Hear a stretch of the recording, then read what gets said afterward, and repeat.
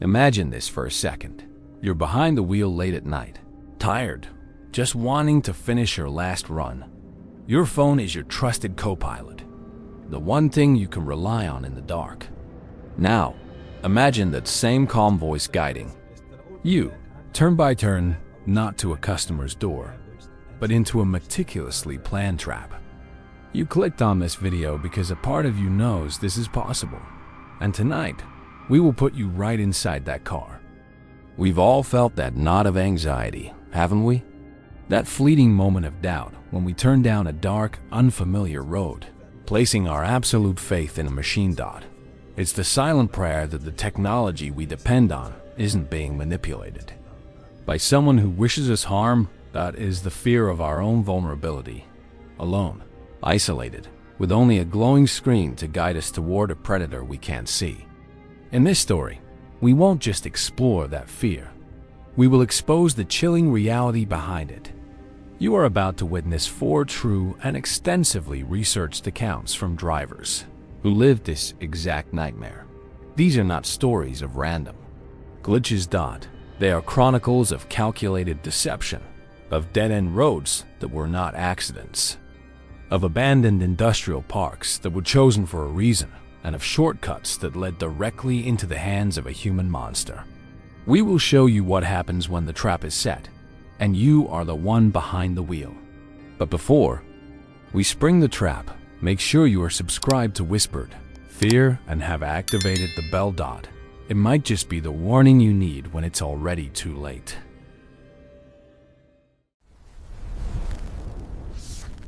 There's no one coming to help you. The high desert connecting Nevada to eastern Oregon is a testament to emptiness. It's a vast, silent ocean of sagebrush and alkali flats, where the curvature of the earth is a visible reality, and the sky is so immense it can make a man feel like an insect. For a long-haul trucker, this emptiness can be a meditation or a madness. For Ethan Carter, it was a fragile piece. His Kenworth T68 was more than a truck. It was a self-contained world, a rolling monastery of steel and glass where he could outrun the ghosts that haunted him on stationary ground. Ethan was 34, but the trauma he carried had etched deeper lines into his face than his age warranted. He'd been a paramedic in Denver for 6 years, a job he performed with a calm, methodical competence that belied the toll it was taking. The breaking point had come on a snow-slicked stretch of I-70, a multi-car pileup, a minivan crushed beyond recognition, and a child's car seat he couldn't get to in time. The memory of that day was a permanent scar on his psyche. The smell of gasoline on snow, the sound of his own helpless shouting, the silent, accusing stare of a cartoon dinosaur on the car seat's fabric. He quit a month later. Trucking was his escape. The solitude, the long, straight lines of the interstate, the clear, logical instructions from the Hall PRO logistics app. It was a world of order that pushed back against the chaos of his memories. He was good at it. He was reliable. And he had to be. His wife, Maya, was 7 months pregnant with their first child, a daughter. Every mile he drove was for them, for the mortgage on their small house in Boise, Idaho, for the future. He was so terrified of failing to protect. He was on the final leg of a 3-day haul from Salt Lake City to a remote construction site near Burns, Oregon. He just finished his mandatory rest period at a lonely truck stop outside of Winnemucca, Nevada. Before pulling out, he looked at the photo of Maya taped to his dashboard, her smile a warm beacon in the cool blue light of the cab. He sent her his usual text, rolling out, "Love you." Her reply came instantly. "Love you more. Drive safe. Your daughter says to hurry home." He smiled, a genuine, unburdened smile, and pulled his rig back onto the vast, empty expanse of Interstate 80, heading west into the descending twilight. An hour later, as he was cruising along the smooth, hypnotic asphalt of US 95, north, the landscape around him turning shades of deep purple and indigo. The tablet running the Hall PRO app suddenly chimed with an urgent notification. Ah! Red banner flashed across the top of the screen. Route alert. Highway closed ahead. Accident reported. Ethan's heart gave a painful thud, the words triggering an echo of his past. He tapped the alert. The details were brief. Multi-vehicle collision involving a jackknife truck 15 miles ahead. Highway closed in both directions. Standby for rerouting. A few seconds later, the map updated with a new, bright green line. Certified alternate route. Proceed 2 miles, turn right on Juniper Creek Road. Ethan trusted the system. All PRO was top of the line. Integrated with State Highway Patrol data, an automated reroute was standard procedure. Still, a knot of unease tightened in his gut. Juniper Creek Road. He'd never heard of it. He checked his old paper road atlas, a habit he never lost, and saw it listed as a thin, dotted line. A county road that cut through a vast, uninhabited stretch of Malheur County. It looked like it would eventually reconnect with another state highway. But it was a long, isolated detour. He hesitated. But the app was insistent, and the thought of being stuck at a road closure for hours was worse. The deadline for his delivery was tight. He signaled, geared down the massive engine, and turned his rig off the smooth safety of the highway and onto the dark, waiting mouth of Juniper Creek Road. The difference was immediate. The pristine asphalt of the highway gave way to a rough, chip-sealed surface that sent a low vibration through the cab. The wide, open vistas of the high desert were quickly replaced by dense stands of juniper and pine trees that crowded the edges of the narrow road. The comforting rhythm of passing cars vanished. He was utterly alone. Within 10 minutes, the 4 bars of his cell signal flickered and died. No service. The digital radio station he was listening to dissolved into static. The only sounds were the roar of his engine and the whisper of the wind through the pines. He was in a dead zone, a blank spot on the map of the modern world. His only connection to civilization was the calm blue line on the Hall PRO tablet, its offline map assuring him he was on the right path. The road worsened. The chip seal gave way to grated dirt and gravel, forcing him to slow the 18-wheeler to a crawl. The powerful headlights cut a swath through the darkness, illuminating a tunnel of gnarled skeletal trees. He'd been on this detour for nearly an hour, and a deep, primal sense of wrongness was beginning to settle over him. This wasn't a county road. It was a logging track at best. No commercial rig should be on a road like this. He was about to stop, to attempt the long, difficult process of turning his massive truck around, when the Hall PRO app chimed again. In 500 feet. Turn left. He looked ahead. Through the trees, he saw a smaller, unmarked dirt path, barely wide enough for his truck. He said aloud, his voice sounding hollow in the cab, "This can't be right." But the app was insistent. He followed the instruction, the truck's trailer groaning in protest as it scraped against low-hanging branches. He drove for another 5 minutes down this new, terrifyingly narrow path. The air grew still and cold. And then the road ended. It didn't fork or loop. It simply stopped. A line of huge gray boulders, far too large to have rolled there by accident, were arranged in a deliberate, impassable barricade. In front of the boulders, sitting in the exact center of the path, was the rusted, blackened husk of a burned-out sedan. Ethan slammed on the brakes, the truck hissing to a halt just feet from the wreck. He stared, his mind struggling to process the scene. This was impossible. The app, his trusted guide, had led him to a dead end. He was miles deep in an unfamiliar forest with no signal and a road that was now completely blocked, both in front of him by the boulders and behind him by the sheer impossibility of turning a 70-foot rig around. He was trapped. The image of the burned-out car sent a jolt of ice through his veins, a visceral echo of the I-70 piled dash-up Dot. He could almost smell the gasoline and melted plastic. He killed the engine. The sudden, profound silence was terrifying. He sat for a long moment, forcing himself to breathe, to fight down the rising tide of panic. His paramedic training kicked in. Assess the scene. Don't react.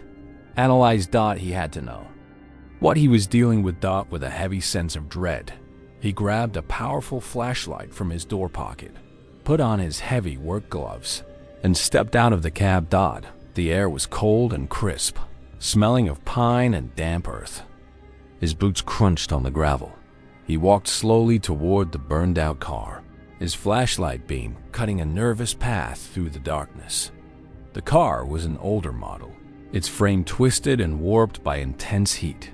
The windows were gone. The interior, a hollowed-out cavern of charred metal and melted plastic. It looked like it had been there for years. He circled the wreck, his light probing the darkness. That's when he saw the LUNCHBOX. It was a classic, old-fashioned metal lunchbox sitting on the ground beside the driver's side door, miraculously spared from the worst of the fire. It was rusted but intact, curiosity overriding his fear. He knelt and unlatched it. It didn't contain a thermos or old food. Inside, resting on a bed of what looked like dried leaves, was a single photograph in a cheap plastic frame. He picked it up. It was a slightly faded picture of a young family, a smiling man with his arm around a woman who was holding a little girl with bright red ribbons in her hair. They looked happy, carefree, like a family on their way to a picnic. A cold, horrifying question formed in his mind. Was this their car? Who were they? He placed the photo carefully back in the lunchbox and closed it, a wave of profound sadness washing over him. It was then that he heard it, the low, distinct rumble of an engine approaching from the dirt road behind him. A wave of relief, so powerful it almost buckled his knees, washed over him. Someone else was here, a forest ranger, a local, anyone. Help had arrived. He turned and aimed his flashlight down the road, ready to wave them down.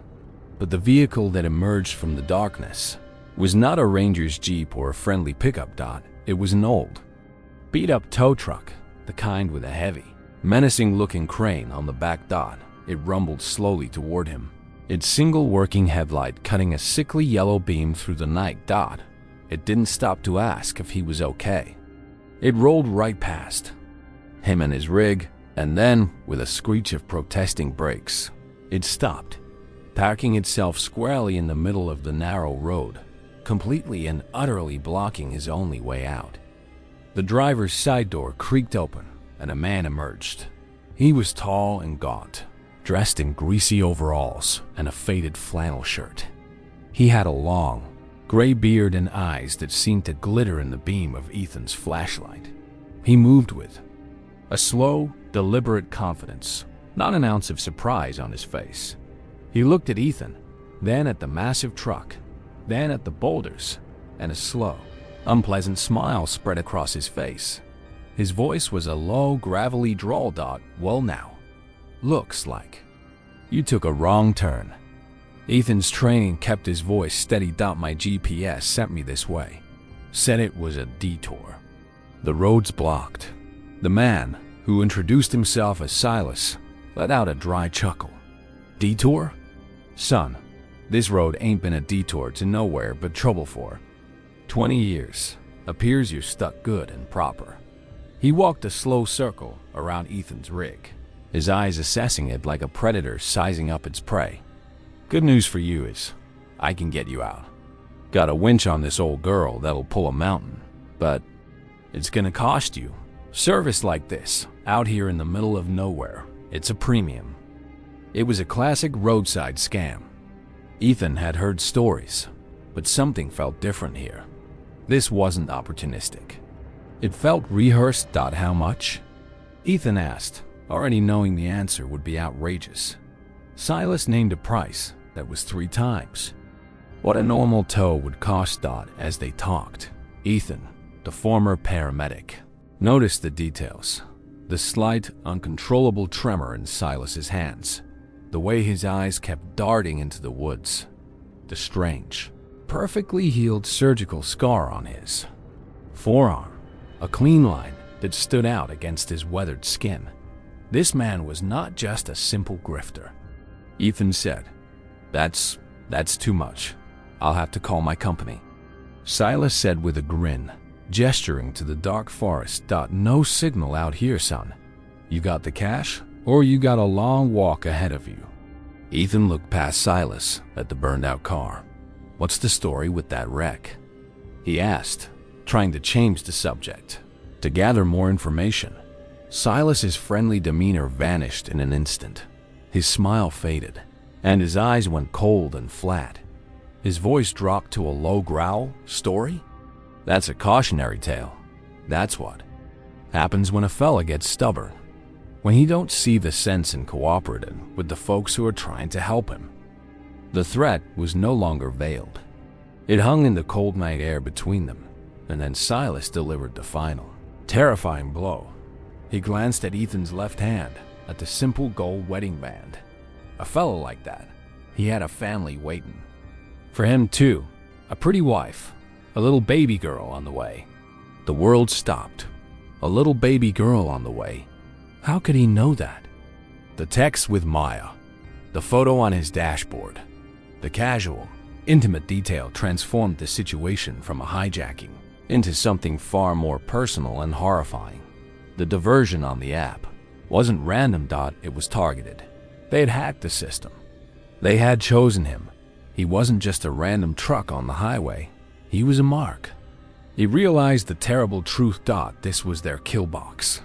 They created the problem, the fake diversion, and then they showed up with the solution. The tow truck. The burned out car and the family photo were not just debris. They were a prop, a piece of psychological warfare designed to break the will of the driver who sat where he was sitting now. The last driver. Ethan's mind raced. He had two choices. He could be stubborn, like the man in the burned out car. He could fight for his cargo, for his job, for his pride. Or he could think of Maya. He could think of the daughter he hadn't even met yet. He looked at Silas's cold, dead eyes and saw his own reflection. He saw the man he could become if he made the wrong choice. He saw another ghost. Ethan's voice was a hoarse whisper. Okay, you win. He threw his keys onto the ground between them. The choice was made. The next hour was a blur of cold, efficient professionalism. Another, newer semi-truck emerged from a hidden track in the woods. Silas and two other silent, grim-faced men transferred the entire cargo of drilling equipment. From Ethan's trailer to theirs, they worked in near silence, their movements practiced and precise. This was not their first time. When they were done, they didn't just leave. Silas walked over to Ethan's engine compartment, cut a few critical wires and slammed the hood shut. He said, just to make sure you don't get any heroic ideas. They got in their trucks and drove away, their taillights disappearing back into the darkness, leaving Ethan alone in the profound, consuming silence of the forest. They had left him his life, but they had taken everything else. He was left with his empty truck, a dead phone, and a long, cold walk back to a world he was no longer sure he understood. As he began the long trek back down Juniper Creek Road, the first rays of dawn breaking over the distant mountains, he thought about the photo in the LUNC HBOX. Was it the family of the driver they had killed and burned in that car? A warning to him? Or was it something worse? Was it a photo of Silas's own family from a lifetime ago? A reminder of the man he used to be before he too was trapped on this dead-end road? He would never know. And that was the true horror. The story he would have to tell his wife, his boss, the police. A simple story of a breakdown would be a lie. The truth was a secret he would have to carry forever. The truth was that the monsters were real. They were organized, and they had a map. And sometimes, for reasons you will never understand, they will choose to put you on it. You're going the wrong way, or are you?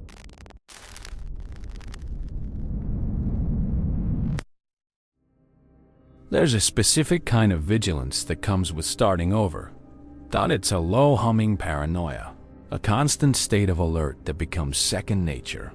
For Jenna Reed, it was the air she breathed at 26. She was a refugee from her own life, having moved to Detroit, Michigan, 6 months ago with nothing but 2 suitcases and a restraining order against a man whose name she now refused to say out loud. She had chosen Detroit for its promise of anonymity, a sprawling city of rebirth and decay, where she could disappear and rebuild. Her new life was a fortress of carefully constructed routines. She worked from her small, second-floor apartment in the up-and-coming Corktown neighborhood, doing freelance transcription work during the day. At night, she drove for QuickPlate, the city's ubiquitous food delivery service. Every decision she made was filtered through the lens of safety. She only accepted deliveries to well-lit, public areas. She shared her live location with her older sister in Chicago. She carried pepper spray and a personal alarm on her KEYCAIN.her car. A reliable if slightly dented Ford Focus was always parked under a streetlight. This vigilance wasn't a choice. It was a scar. Her ex, a man charismatic on the surface but deeply controlling beneath, had unraveled her sense of security piece by piece over 2 years. He had tracked her phone, shown up at her job unannounced, and isolated her from friends. Escaping him had been the hardest thing she'd ever done, and the fear of his shadow finding her again was a cold, constant weight in her chest. The money from QuickPlate was her path to true freedom, a security deposit on a better apartment in a building, with a doorman, a place where she could finally exhale. This October evening was cold, with the biting winds sweeping in from the Detroit River. It was a profitable night, the bad weather meaning more orders and bigger tips. Jenna was feeling good, a rare sense of accomplishment warming her. She'd already hit her goal for the night, enough to put another $100 into her escape fund savings account. She was about to log off when a final, tempting order appeared. It was a prime time delivery, meaning the payout was boosted. A high-end sushi order from a popular restaurant in Midtown to be delivered to an address in Grosse Pointe Park, one of Detroit's most affluent and safest suburbs. The payout was $30. It was too perfect to resist. Grosse Pointe was all manicured lawns and private security patrols. It was the safest possible way to end her night. She accepted the order, a small smile touching her lips. The pickup was smooth. The drive east on I-94 was easy. The bright lights of the highway, a comforting shield against the dark, empty patches of the city. She passed the familiar exits for downtown, her mind already on the hot cup of tea she would make the moment she got home.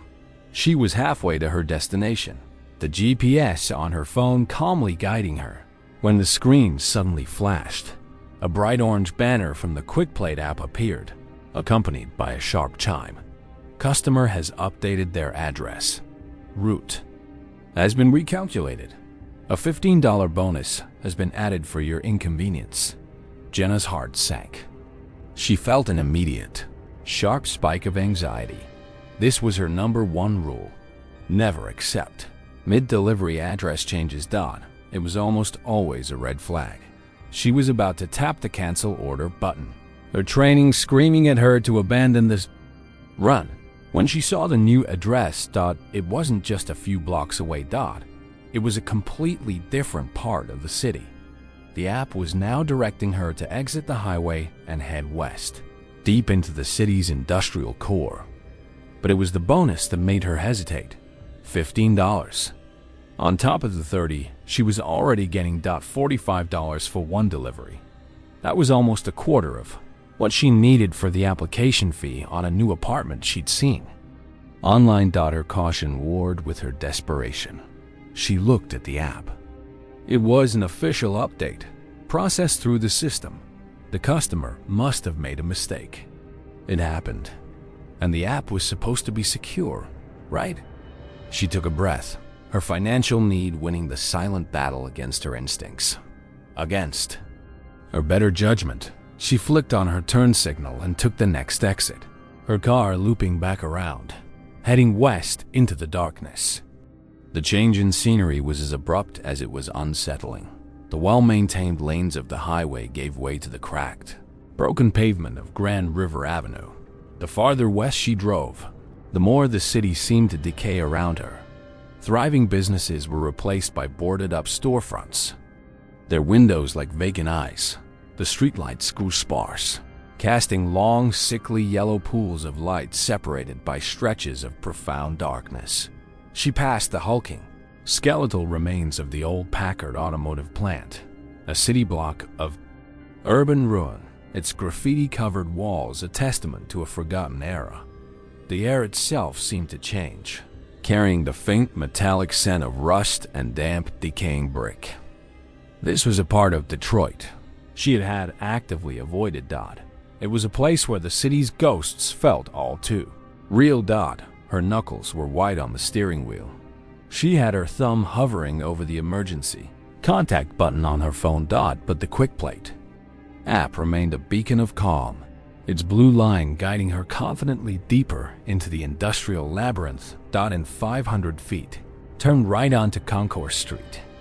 She made the turn, her tires crunching over loose gravel and broken glass. The street was a canyon of massive, derelict warehouses, their corrugated metal walls stained with rust, their loading docks gaping like mouths. This was the Renaissance Industrial Park, a name that was a cruel, ironic joke. There was no life here. There was only the profound, echoing silence of abandonment. The app directed her to the very back of the complex, to a warehouse that was even larger and more decrepit than the others. A single, bare bulb flickered feebly above a set of loading docks, its light doing little to dispel the oppressive darkness. The GP's voice chirped its final instruction. You have arrived. Leave the order at Dock 14. Jenna pulled up, her car's headlights the only reliable source of light, illuminating a peeling number 14 painted on a roll-up metal door. She put the car in park, her heart hammering in her chest. She could feel it in her bones. This was wrong. Everything about this was wrong. The silence was absolute. There were no other cars, no signs of a night shift, nothing. The instructions were to take a photo for proof of delivery, every fiber of her being screamed at her to leave the food, take the picture from her car, and speed away. But the professional part of her, the part that needed a 5-star rating, took over. It would only take a second. She took the pepper spray off her keychain and held it in her right hand, her thumb on the trigger.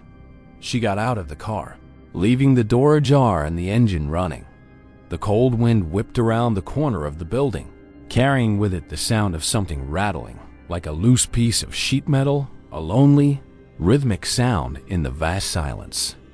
She walked quickly toward the loading dock, her footsteps sounding deafeningly loud on the broken asphalt. She held the bag of sushi out in front of her, her phone in her other hand, ready to take the picture. As she got within a few feet of the heavy metal door of Dock 14, she heard a low, grinding groan. With a screech of rusted metal, the door rolled up from the bottom, stopping when it was about a foot off the ground. Jenna froze, her blood turning to ice. She raised the pepper spray, her heart in her throat. From the dark gap under the door, a hand emerged. It was covered by a clean, black leather glove. The hand slid a folded bill onto the dirty concrete of the loading dock. Then, a muffled voice, calm and even, spoke from the darkness inside. Little extra for your trouble. Just leave the food and go." The voice was male, but indistinct, the sound absorbed by the vast space inside the warehouse. Jenna stared at the hand, then at the bill. It was a crisp $100 bill. Her mind reeled. Was this it? A weird, antisocial customer who worked a late shift and didn't want to be seen? It was plausible.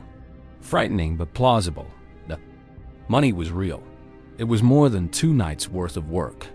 It was the security deposit. It was safety. Her fear was at war with her relief. She made a split-second decision. She quickly placed the bag of food on the ground, snatched a $100 bill, and backed away, her phone up, snapping a blurry photo of the bag and the gap under the door. She didn't wait to see the hand retract. She turned and ran back to her car, her breath coming in ragged gasps. She slammed the car door shut, locked it, and threw the car into reverse. Her tires shrieked as she spun around, her headlights sweeping across the dark, dead end of the industrial park. She was safe. It was just a creepy delivery. She was overreacting. She let out a shaky breath, her hands trembling as she put the $100 bill in the cup holder. And then her phone chimed. It wasn't a notification for a new order. It was a message from the customer through the QuickPlate app's messaging system. Her blood ran cold. He shouldn't be able to message her after the delivery was marked complete. With a sense of profound dread, she opened the message. There were 2. The first was a simple photo. It was a picture of her, taken from a high angle, from one of the darkened windows of the warehouse. She was standing by her car door, looking scared, the pepper spray visible in her hand. They had been watching her the entire time. The second message was just 5 words. 5 words that shattered her entire world. Your ex-boyfriend Mark says hi. It wasn't a customer. It wasn't a glitch. It wasn't a random creepy encounter. It was him. He had found her. The Grosse Pointe address was the bait. The last-minute update was the switch. The bonus pay was the lure to make her ignore her instincts. The entire elaborate setup, requiring a hacked app, a burner account, and a secluded, terrifying location, had been a trap. A trap designed by a man she knew was capable of anything. A trap designed to bypass all of her carefully constructed walls of security. It was a message, a demonstration of power. He was telling her that her fortress was made of glass, that her rules, her vigilance, her pepper spray, they were all meaningless. He could get to her whenever he wanted. He had turned her tool of independence, the app she used to build her new life, into a weapon against her. The loading dock door behind her began to roll all the way up with a deafening final screech. She didn't wait to see who was standing in the darkness. She stomped on the gas pedal. The Honda fishtailed on the gravel, the engine screaming as she raced out of the industrial park, her headlights bouncing wildly off the decaying walls of the dead factories. She didn't look back. She drove with a single, blinding thought in her mind. He had found her. The police in Detroit were more sympathetic than she expected, especially when she showed them the restraining order against Mark. They took her statement, and 2 officers even escorted her to her apartment. But the evidence was ephemeral. Digital smoke. When they checked the QuickPlate system with a warrant, the customer account had been deleted. The message with the photo was gone, wiped remotely. The $100 bill was untraceable. Mark, when questioned by police in his hometown in Ohio, had a rock-solid alibi. He had been at a crowded sports bar with 5 friends all night. There was no proof he had ever been in Detroit. It was her word. The word of a woman with a history of being hysterical, as his lawyer had once called her, against his. Jenna broke her lease and moved the next day. She went to her sister's place in Chicago, leaving most of her belongings behind. She deleted the QuickPlate app and every other app on her phone that used her location. But the damage was done. The fortress had been breached. The security she had been so desperate to build was an illusion. The conclusion of her story was not a scream in a dark warehouse. It was a quiet, lifelong sentence of looking over her shoulder. The true, agonizing horror was not what happened that night, but the chilling, undeniable proof that in the modern world, there is no place to hide. The trap wasn't the industrial Part thought it was the digital ghost of herself that she could never fully erase. Months later, living under a different name, she received a notification on her laptop, an email from an anonymous, encrypted address. The subject line was the address of her new, secret apartment. The body of the email contained a single, terrifying image, a live feed from a hidden camera, showing her at that very moment. Reading the email below, the image was a single line of text. "Told you I'd always find you." You must trust the system.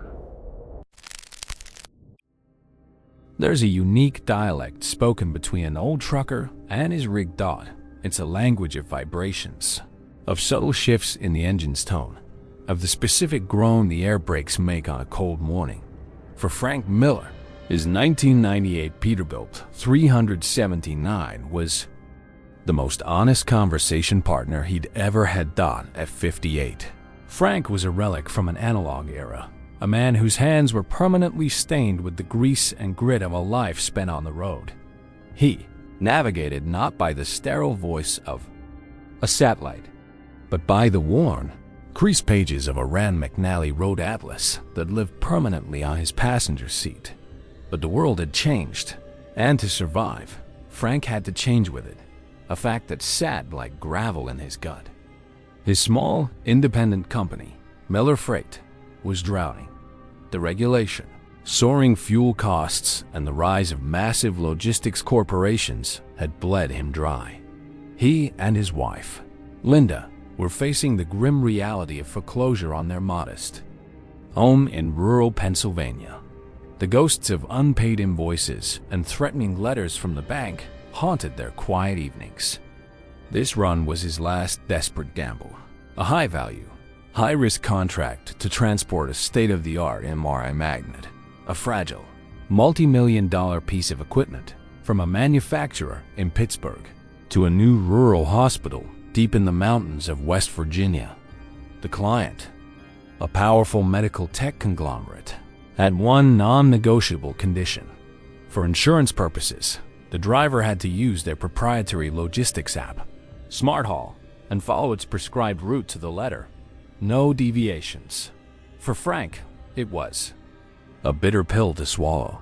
He was being forced to trust a machine over his own decades of experience, but the payout would be enough to save his company and his home. It was a deal with the digital devil he couldn't afford to refuse. The journey began under a clear autumn sky, taking him south on Interstate 79. The Peterbilt hummed along, the massive, precious cargo secured in its trailer. He was in constant contact with Linda via text, their messages a lifeline of normalcy. He typed, "Roads are clear. Making good time." Her reply was instant. "Just be safe, Frankie. That's all I care about. The bank can wait." He knew she was lying, but he loved her for it. The pressure was immense. He wasn't just hauling a machine.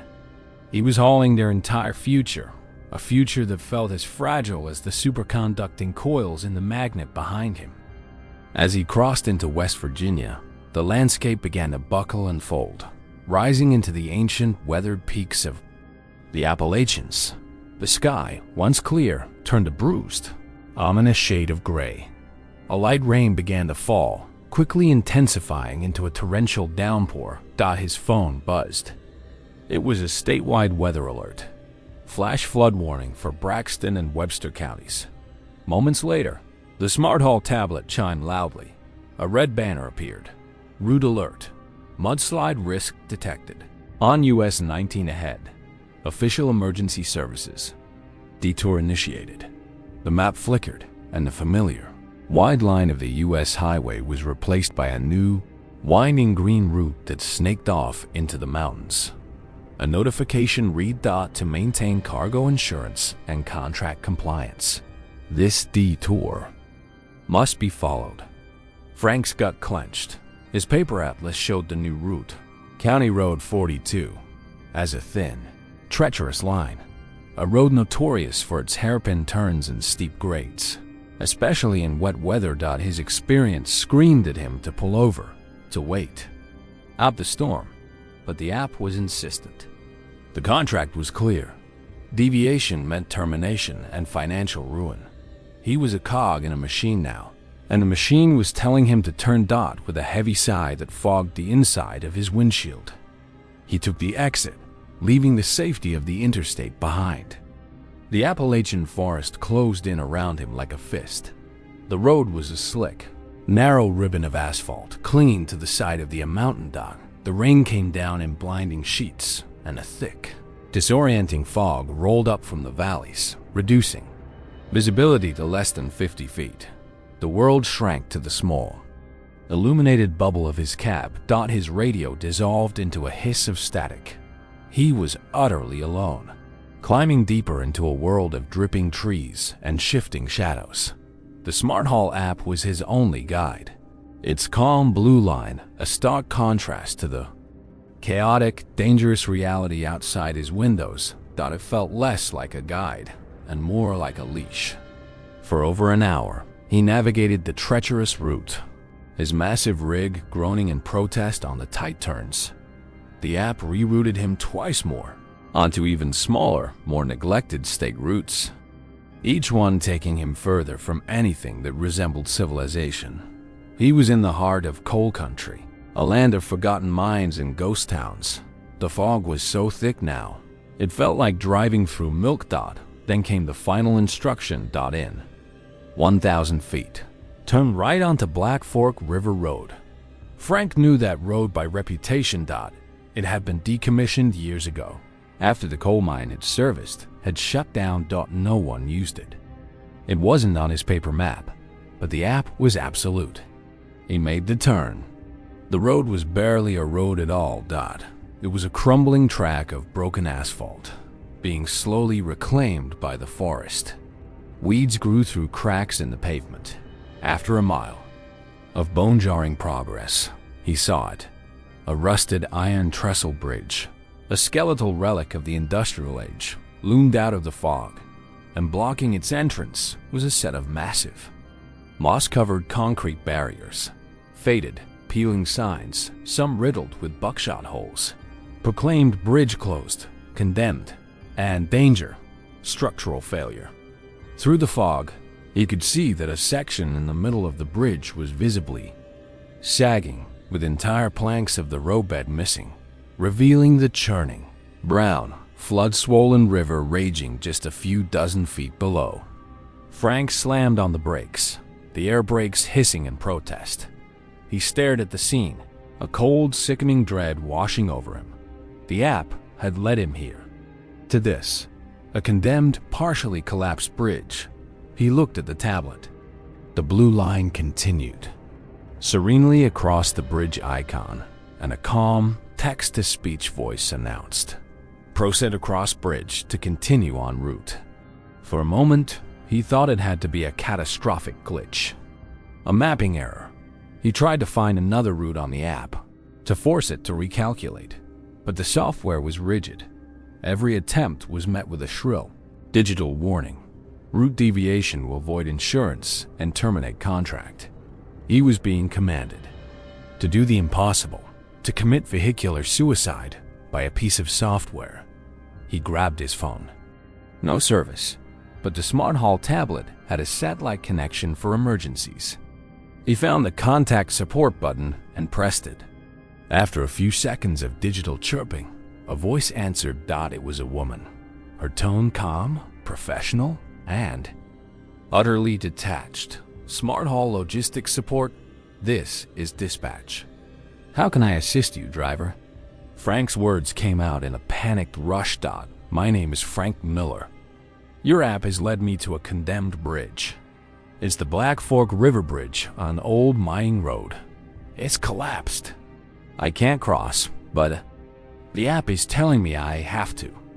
There was a moment of silence, followed by the soft clicking of a keyboard. One moment. Mr. Miller, I'm accessing your route data. More clicking. The detached calmness of the voice was more unnerving than yelling. Would have been. Her tone was unchanged. Sir, I have your location. Our system shows your route is correct. We have integrated satellite imagery and municipal engineering reports that our data indicates the Black Fork River. Bridge is structurally sound and certified for your vehicle's gross weight. The closure reports you are seeing are outdated in the county system. Frank felt a wave of dizzying disbelief. He was staring at a broken death trap of a bridge, and this voice from nowhere was telling him his own eyes were lying. He yelled, his voice cracking. Outdated? I'm looking at it. There are holes in the roadbed. The whole thing is sagging. The dispatcher replied, her voice a placid stream of corporate doublespeak. I understand that visual anomalies can be concerning, sir. However, the contract requires you to follow the certified route. The data is clear. The bridge is safe. Must proceed to avoid breach of contract. This was madness. He was being gaslit by a corporation. The system he was forced to trust was demanding he abandon all reason, all instinct, his own lifetime of experience, and drive his multi-million-dollar cargo and himself into a raging river. The absurdity of it was so profound. He felt a hysterical laugh bubble up in his throat. He choked it down. He thought of Linda. He thought of the foreclosure notice. He thought of his unborn daughter. And he thought of the people in the crushed minivan on I-70. He had been helpless then. He was not helpless now, he said, his voice dropping to a low, firm resolve. No, I'm not crossing. I don't care what your data says. I'm refusing. The line was silent for a long, heavy moment. When the dispatcher's voice returned, the professional veneer was gone. The calm, corporate tone was replaced by something cold, sharp, and utterly devoid of empathy. She used his first name, a sudden, intimate violation. That is an unfortunate and costly decision. Frank, we had hoped you would be more pragmatic. Please be advised, a recovery team for a non-compliant driver in this area has an estimated arrival time of 24 hours. Your contract is now terminated. Blacklisting advisory for Miller Freight will be issued to all our partners effective immediately. The line went dead. Frank sat in the cab, the silence of the mountains rushing back in. He had just thrown away his last chance. He had saved his life, but destroyed his livelihood. A strange sense of peace settled over him. He had made the right choice.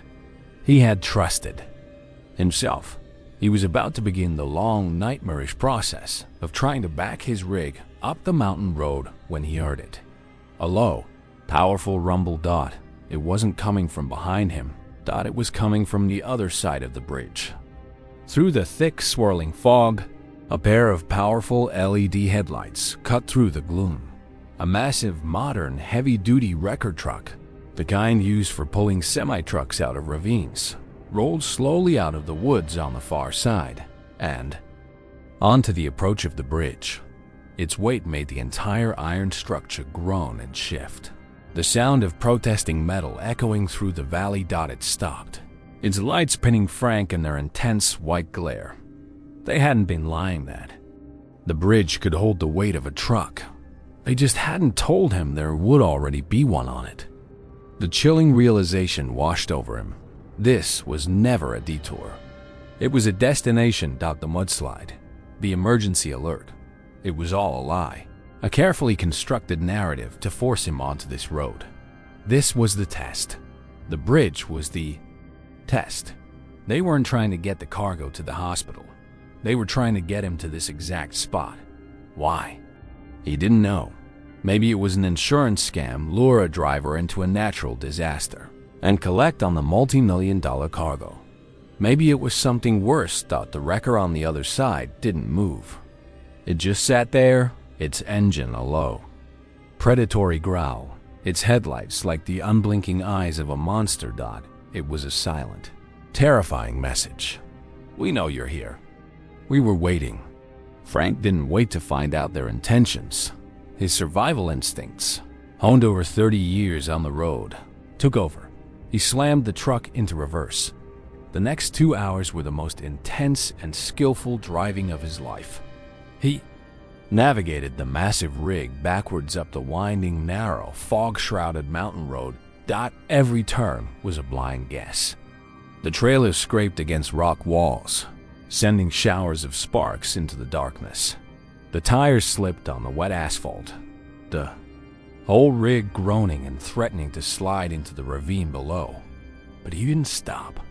He was driven by a pure, cold terror. He finally made it back to the relative safety of the main state route. He drove until he found a spot with a single bar of cell service and called the West Virginia State Police. He told the dispatcher his story. The response was weary and dismissive. "Sir, we've had a dozen calls tonight about GPS. Units going haywire in that fog dot. There ain't no recovery truck waiting on the other side of the Black Fork Bridge. That thing's been closed for a decade." He called his client the next morning. They were furious. They had no record of a mandatory detour from SmartHaul. The app on his tablet now showed his original route, with a large unexplained gap in the data for the hours he was idle. It was his word, the rambling, unbelievable story of a trucker on the verge of bankruptcy against the clean, sanitized data of $1 billion logistics corporation. He lost the contract. Miller Freight was blacklisted. The bank foreclosed on their house a month later.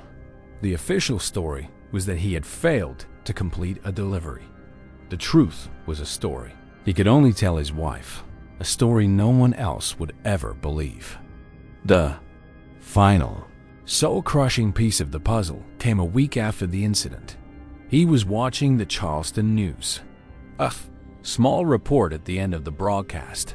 The body of an unidentified trucker had been found in the wreckage of his rig in the Black Fork River, dozens of miles downstream from the old, condemned bridge.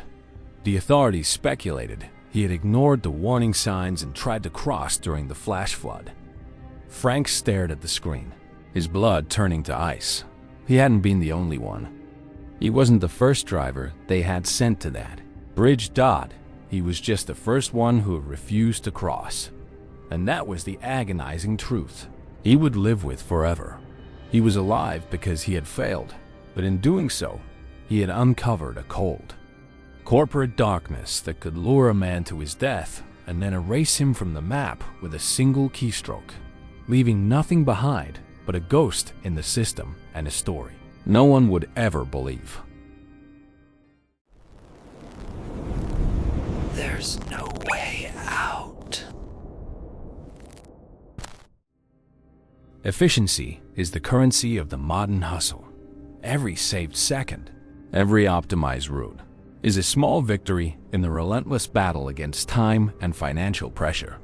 For Maya Desai, efficiency wasn't just a goal.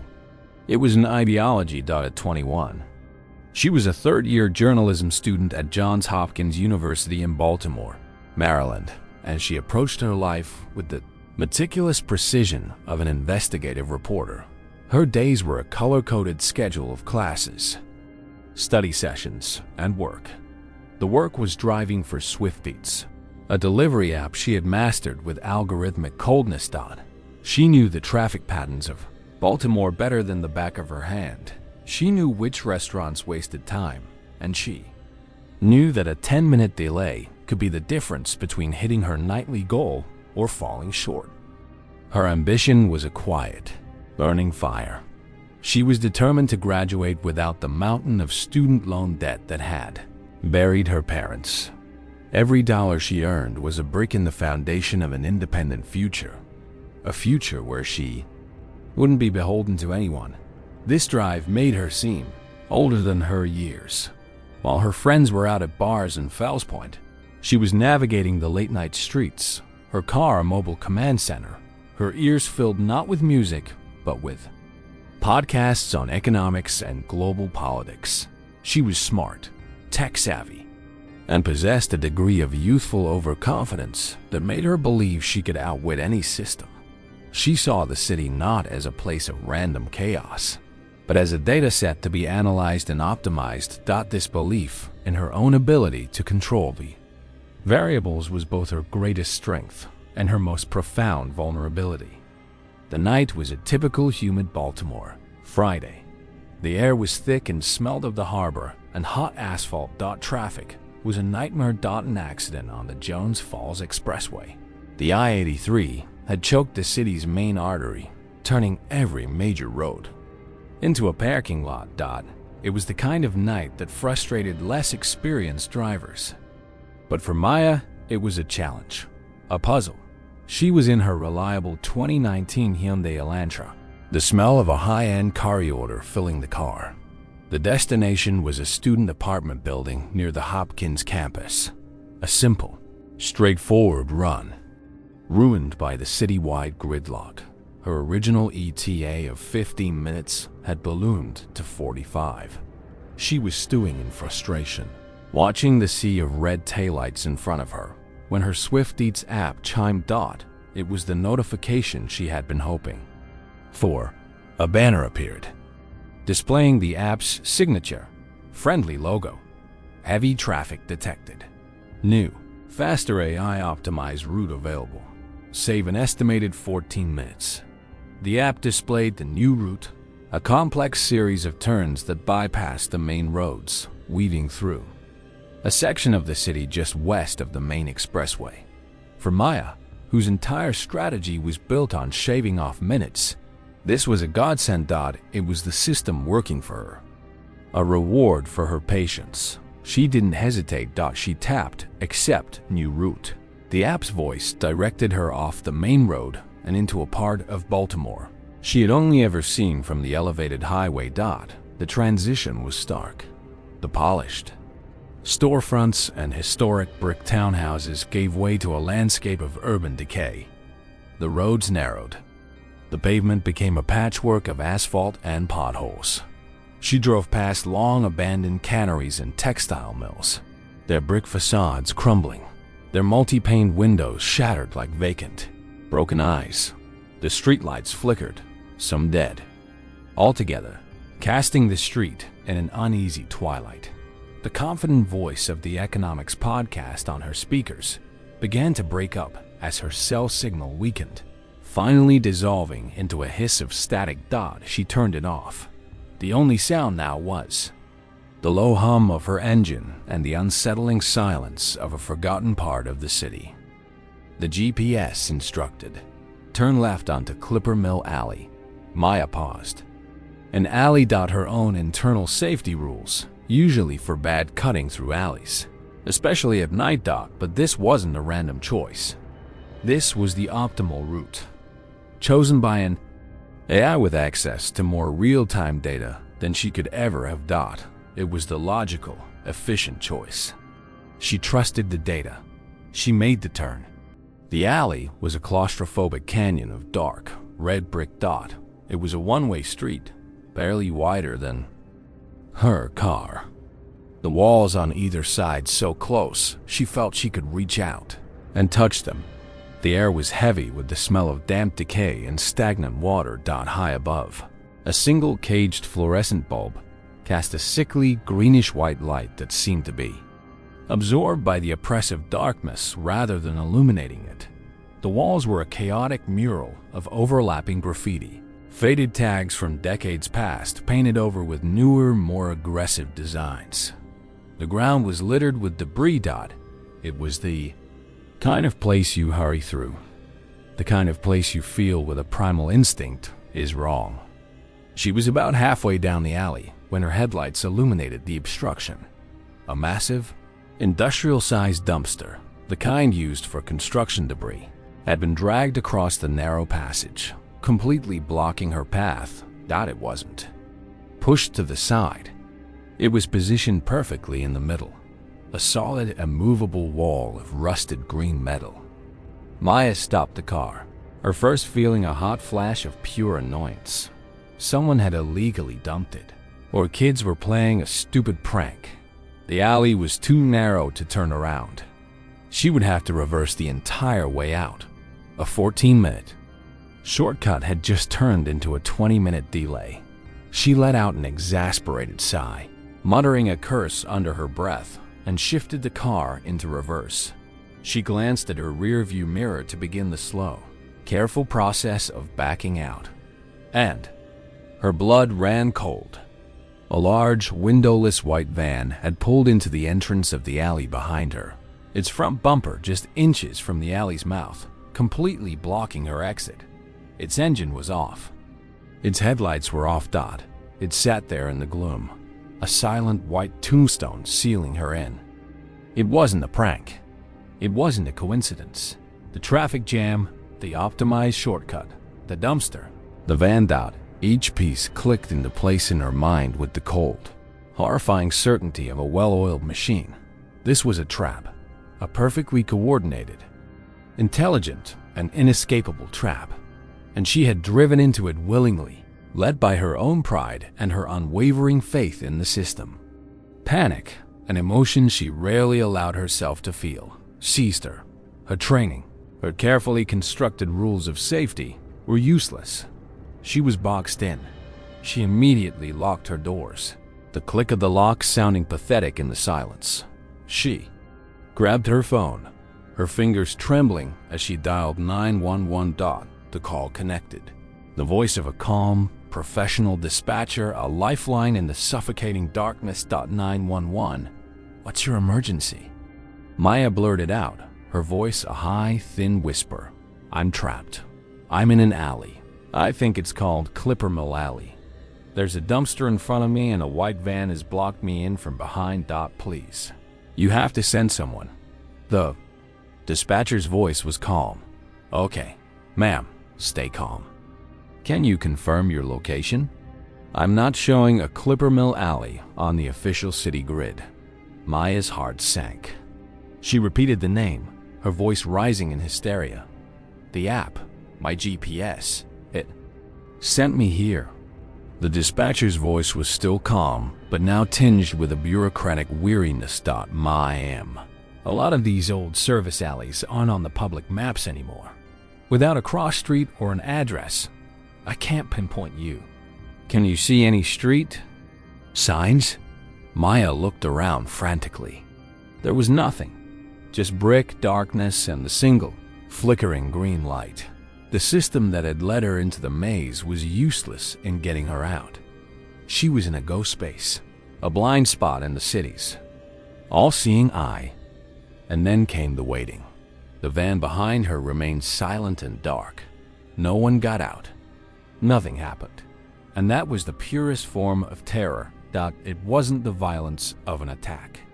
It was the unbearable, suffocating suspense of it. Her mind, machine built for analysis, began to feed her 1,000 horrifying possibilities.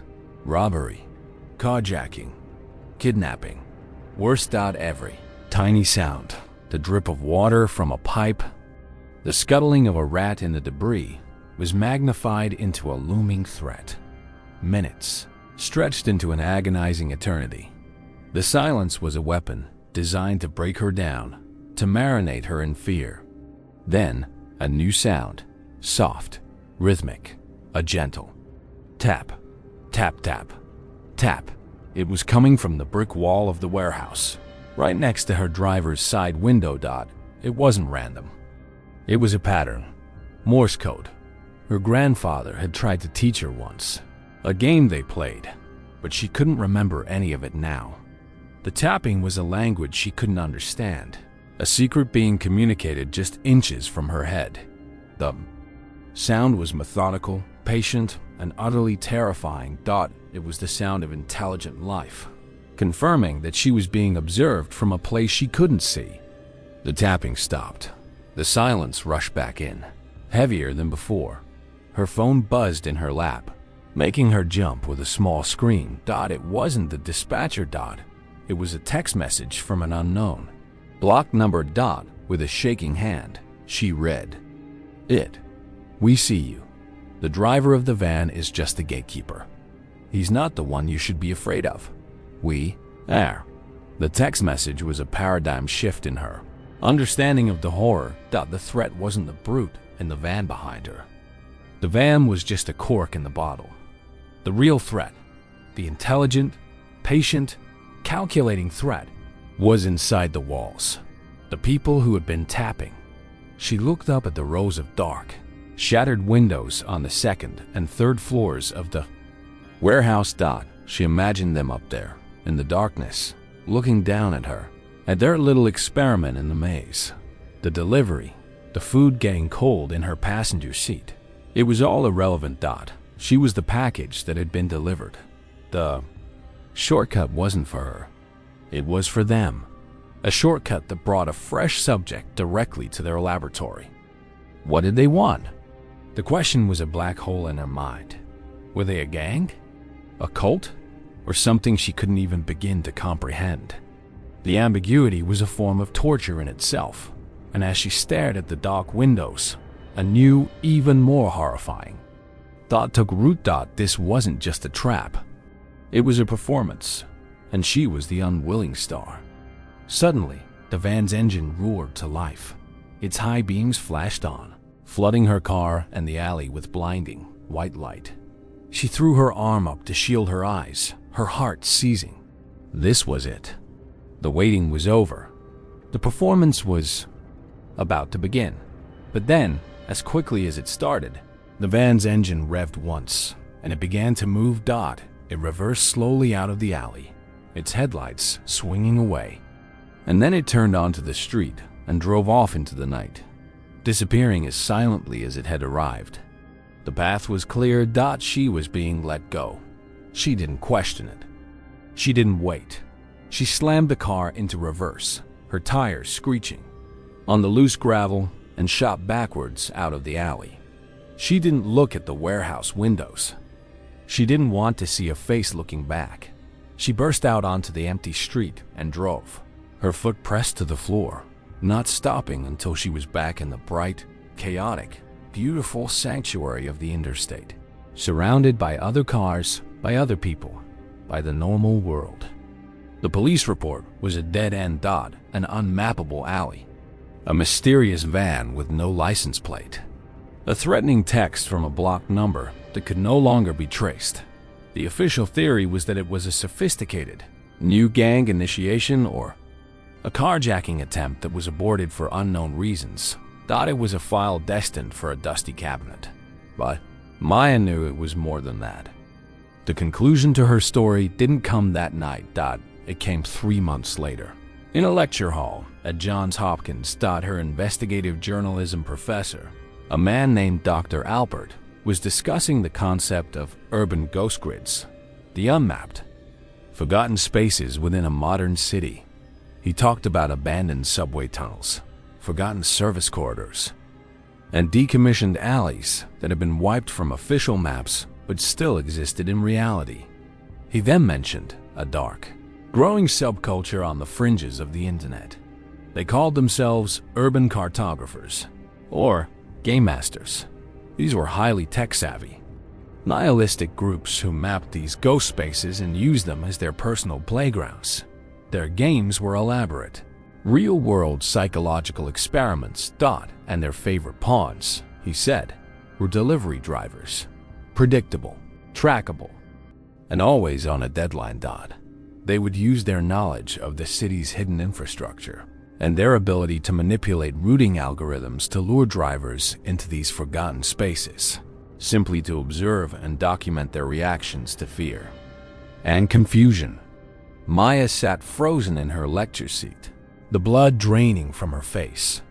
The words on the professor's slides, psychological mazes, algorithmic luring, the gamification of terror, weren't a theory. They were a description of her life. She hadn't been a random victim of crime. She had been the subject of a game, a piece on a board she didn't know existed, played by anonymous people who derived pleasure from her terror. The lingering, nauseating horror was the knowledge that these people were still out there. They were smart, organized, and they saw the city she lived in not as a home, but as a giant, interactive chessboard. The final, agonizing question wasn't just why they had let her go. It was the chilling certainty that, for them, the game was never truly over. It was just reset, waiting for a new player, and she would spend the rest of her life wondering if, or when, they might decide to play with her again. The open road has always been a symbol of freedom, a promise that you can go anywhere, be anyone. But tonight, we've seen how that promise can be twisted into a threat. We've journeyed with 4 drivers who discovered that in our hyper-connected world, the roads are no longer just asphalt and paint. They are lines of code, vulnerable to a new kind of predator. We saw Ethan, the haunted paramedic, led down a road that was not just a dead end, but a calculated test of his will to live, a stage set by men who hunt on the forgotten highways. We witnessed Jenna, the resilient survivor, have her tool of independence weaponized against her, proving that the most terrifying monster is the one who already knows your name. We rode with Frank, the old-school trucker who was pitted against an invisible corporate machine that saw his life as less valuable than its data, forcing him to choose between ruin and survival. And finally, we were trapped with Maya, the ambitious student who learned that for some, the city isn't a home, but a game board, and she was just a pawn in a terrifying, nihilistic game. Their stories share a chilling, undeniable truth. The greatest horror is not born from a glitch in the machine, but from the cold, deliberate malice in the heart of a human being. The GPS, the app, the detour, these were not the weapons. They were merely the bait. The true trap was the calculated exploitation of our trust, our desperation, and our simple desire to get the job done. They prove that the most dangerous journey is the one where you're being led, and the most terrifying predator is the one who has already mapped your final destination. If these accounts have made you reconsider the blind trust you place in that digital voice and question what lies at the end of the road, then help us continue to shed light on this darkness. Subscribe to Whispered Fear, leave a like to support our investigations, and share this with someone who needs to understand the real dangers that hide just one wrong turn away. But what happens when the journey, as terrifying as it was, is finally over? You've navigated the dark roads, you've avoided the traps, and you've finally arrived at the destination, a simple front door. You feel a wave of relief. But what if the trap was never the road at all? What if the real danger, the true horror, has been patiently waiting for you this whole time on the other side of that door? What do you do when the journey is over, but the nightmare is just about to begin? In our next chronicle, we cross the threshold that we will investigate 3 true horror stories of drivers who saw something sinister inside a customer's home. Click on the video that now appears on your screen and find out what happens when you're invited inside.